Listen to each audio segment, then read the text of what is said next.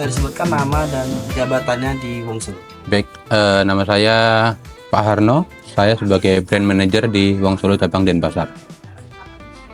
Bisa dijelaskan sejarah Wong Solo ini bukanya tahun berapa atau kapan dan startnya itu seperti apa sih? Baik, Wong Solo sendiri bergerak di bidang kuliner. Itu pertama kali kita buka di Medan, itu di tahun 1991. Kemudian merambah ke Bali. Di Bali sendiri kita berdiri mulai dari tahun 1999. Untuk menu-menu dari Wong Solo ini seperti apa? Baik, menu-menu di Wong Solo kita masih memerankan atau mempamerkan atau menyajikan menu-menu tradisional Indonesia. Jadi hampir terutama di bagian Jawa Tengah ya, seperti itu.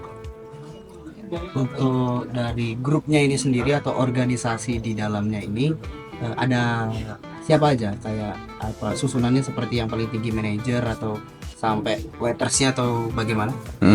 Jadi kami ada beberapa plot atau beberapa bagian itu dibagi di dua skala, bagian area depan dan area kitchen atau area dapur. Di area dapur nanti kita akan bagi kembali di beberapa bagian lagi.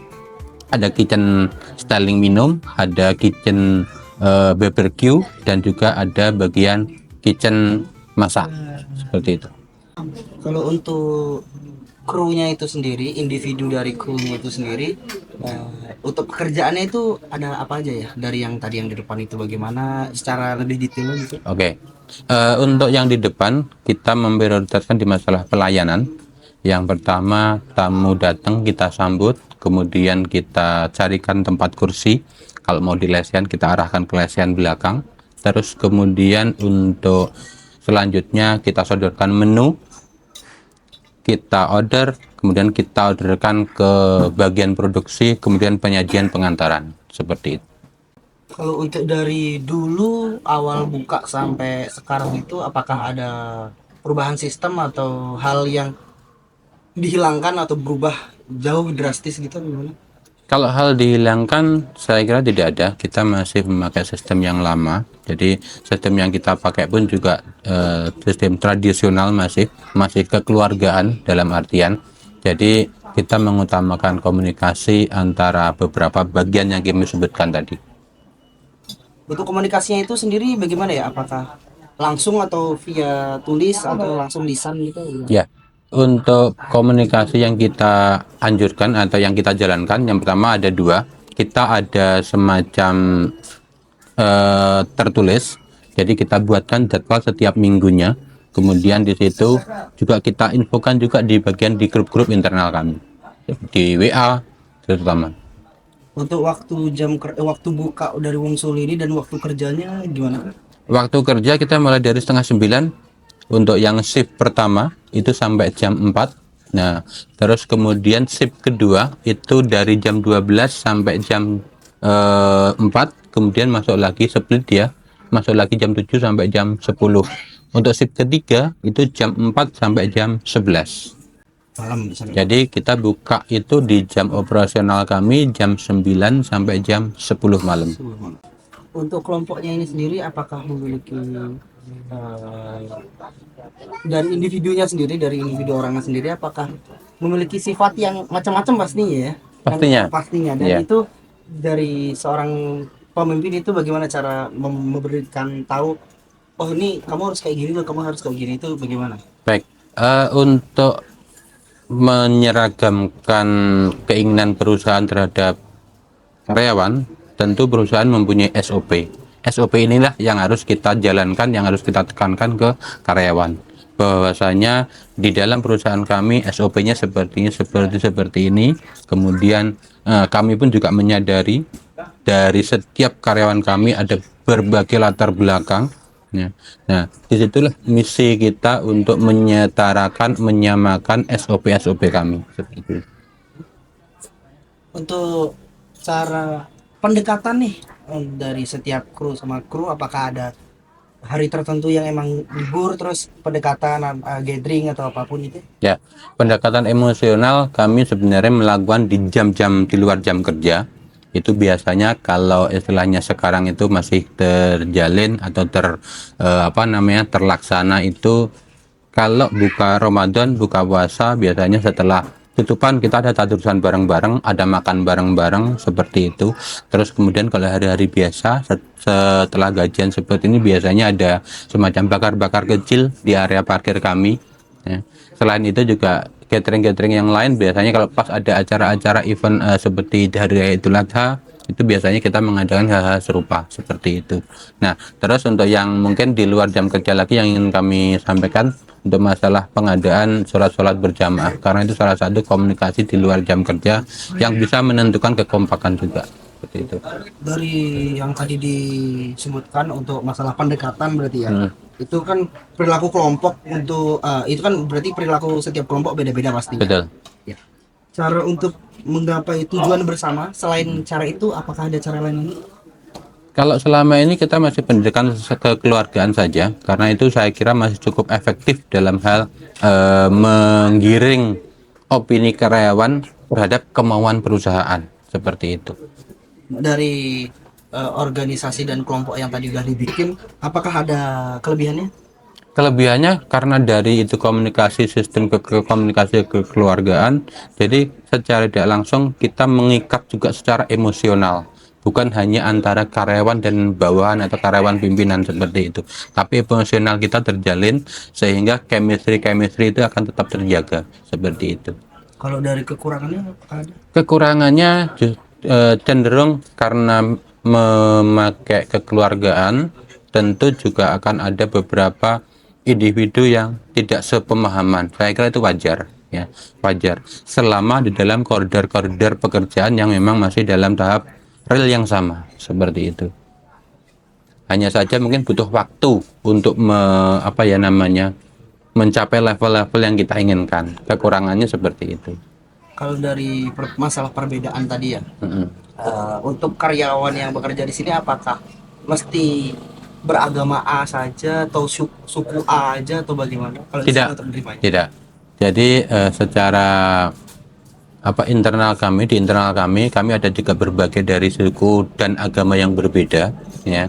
Jadi dari Muslim, dari teman-teman Hindu juga ada, Nasrani pun juga ada. Dari sini kan berarti dari awal yang kita bicarakan tadi ada kepemimpinan. Gaya kepemimpinan apa yang dilakukan oleh petinggi-petinggi Wong Solo untuk petinggi bisa dekat sama seluruh karyawan? Pasti kita harus memiliki dekatan dengan karyawan juga dong, ya. Bagaimana cara melakukan? Menurut saya sih banyak cara sebenarnya. Yang pertama yaitu tadi yang saya sebutkan tadi, ada beberapa acara-acara di luar jam kerja yang sebenarnya bisa kita lakukan bareng-bareng tanpa melihat status atasan dan bawahan. Seperti itu. Contoh bakar-bakar. Contoh sederhananya aja bakar-bakar. Bakar-bakar itu cuma simple. Beli ikan di kedonganan kita bakar, tapi kebersamaannya itu yang bisa mempererat silaturahmi kita. Seperti itu. Nah, terus untuk yang lain, acara-acara yang lain pun saya kira juga sama. Seperti halnya kita ada catering, seperti itu. Jadi intinya pada saat di luar jam kerja, kita tidak menempatkan pimpinan dan bawahan, tapi kita menempatkan antara sesama teman saja. Jadi karyawan mau sharing masalah agama ke kami pun, masalah keluarga ke kami terima, seperti itu. Dan banyak hal-hal seperti itu terjadi. Contoh di luar di pas jam kerja, Pak, nanti sama sharing-sharing. Oh ya, silakan, ayo. Apa yang bisa kita cari solusinya bareng-bareng, seperti itu. Tantangan yang dihadapi di luar maupun di luar jam di dalam lingkup pekerjaan ini aja, apalagi kita membahas tentang kuliner yang cukup besar bisa dibilang juga di Wong Solo ini. Cara menghadapi tantangannya gimana? Tantangan yang terbesar itu adalah komunikasi, ya, karena dari berbagai elemen dan background yang berbeda, tentu komunikasi ini menjadi titik penting kita. Ketika kita memberikan arahan, kita harus mengkomunikasikan dengan baik. Ada beberapa karyawan yang ternyata pada saat kita ajak diskusi komunikasi, seolah-olah kita marah, padahal kita nggak seperti itu. Jadi emang istilahnya dari sisi background yang berbeda-beda, ya. Nah, makanya kita masih menekankan komunikasi. Komunikasi itu yang baik seperti apa? Ya, menurut kami komunikasi yang baik adalah ketika kita tidak mencerminkan dan tidak mengunggulkan bahwa saya ini atasan kamu. Itu saya kira selama ini masih bisa masuk, apalagi di generasi yang sekarang. Jadi untuk masalah komunikasi itu sendiri kita meminimkan seminim mungkin apa ya, bukan gejolak istilahnya. Semisal ini loh aku loh pimpinanmu, kamu harus mengerti. Kita menyampaikan itu. Gimana? Ada problem apa? Kita ajak diskusi seperti itu masih lebih masuk. Berarti yang terpenting komunikasi. Ya. Ya. Saran untuk teman-teman di luar sana untuk melakukan komunikasi yang baik, apalagi tim yang sebesar Wong Solo ini, bagaimana ya, Sar? Tentu setiap perusahaan punya SOP masing-masing, ya. Kami kalau di Wong Solo sendiri, bahkan dari franchise atau dari owner kami, memang selalu adanya komunikasi, baik itu komunikasi secara bertemu langsung, yaitu kita adakan beberapa gathering kalau yang sudah itu, kemudian juga grup WA kami hampir setiap hari komunikasi kepada franchise atau kepada owner, ya, seperti itu. Jadi kalau untuk saran ya mungkin meningkatkan komunikasi itu saya kira untuk generasi sekarang ini memang lebih dioptimalkan dan harus lebih dimaksimalkan, ya, seperti itu. Karena kita tidak bisa lagi mengedepankan saya loh inimu, kamu harus tunduk terhadap saya, itu udah nggak bisa lagi. Generasi Z sekarang seperti itu. Nah, Wong Solo kan tadi dibilang tuh cabangnya banyak. Apakah ada persaingan individu ataupun kelompok dari Wong Solo Denpasar dan Wong Solo yang lainnya? Tidak, ya. Setiap Wong Solo kami ditekankan sebuah pengertian atau sebuah keilmuan bahwasanya rezeki itu sudah ada yang ngatur, ya. Jadi biarpun dekat seperti di Kalimantan, contoh di Kalimantan itu antara Wong Solo sama Wong Solo jaraknya kurang lebih sekitar 2 kilo per 2 kilo, ya. Di sana outletnya banyak. Jadi kita menilainya ya wes, kalau memang udah rezekinya ke sini ya ke sini, seperti itu. Jadi lebih arah ke sana daripada harus bersaing seperti itu. Apalagi kalau yang dekat tadi di tempat A penuh, ada di depan. Betul.